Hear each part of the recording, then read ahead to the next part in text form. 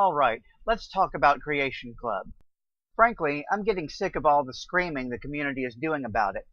I mean, it's not like Bethesda is holding a gun to anyone's head and making them buy Creation Club content, and it's not like those who participate in the development of that content are in any way forced to do so. People want to talk about how unfair it is that Bethesda takes 100% of the profits from Creation Club content. What? You think the Creation Club content developers didn't know that going into it?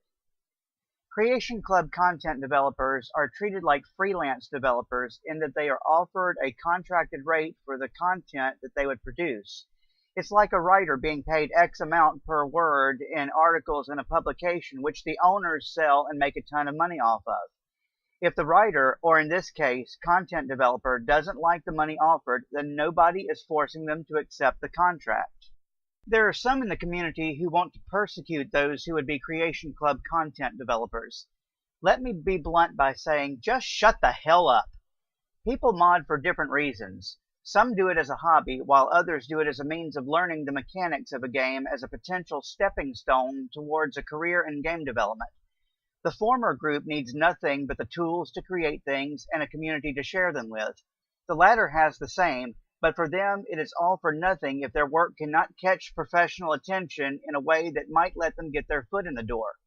Creation Club offers an opportunity for them to do just that. I think it's safe to say that if any one of us were presented with an opportunity to take a big step towards achieving our dreams, we would most likely take it. Yes, paid mods on Steam failed, miserably. Its success would have been based solely on the modding community being able to police itself, or at the very least, having the human decency not to steal the work of others and try to pass it off as one's own with a price tag attached. I personally want to see Creation Club succeed. There are a lot of talented people in the modding community who would make great professional developers. Creation Club offers a way into the industry that might otherwise not be available. Something to consider.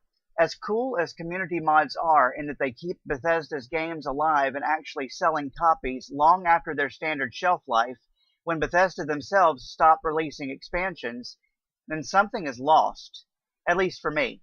Under normal circumstances, Bethesda cannot continue to support a title indefinitely. At some point, they have to cut the cord and dedicate internal resources to other projects. If Creation Club is successful, official content can continue to be developed by farming out concepts to freelance developers to do the actual work. We now know that in addition to the ESL files that make up existing Creation Club content, large projects will eventually be released as ESMs.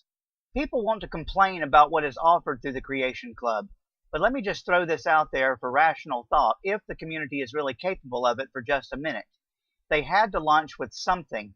And as with anything in the corporate game development industry, when marketing decides something needs to launch, it's going to launch. Have any of you stopped to think that maybe, just maybe, that between the announcement of Creation Club and its launch, what is up there is all that there was time to produce? That maybe bigger and more purchase-worthy creations simply were not ready before the hard date dictated from on high? Bottom line is that if we don't like what Creation Club offers, we do not have to buy it. Nothing has changed in terms of community mods that are available completely for free.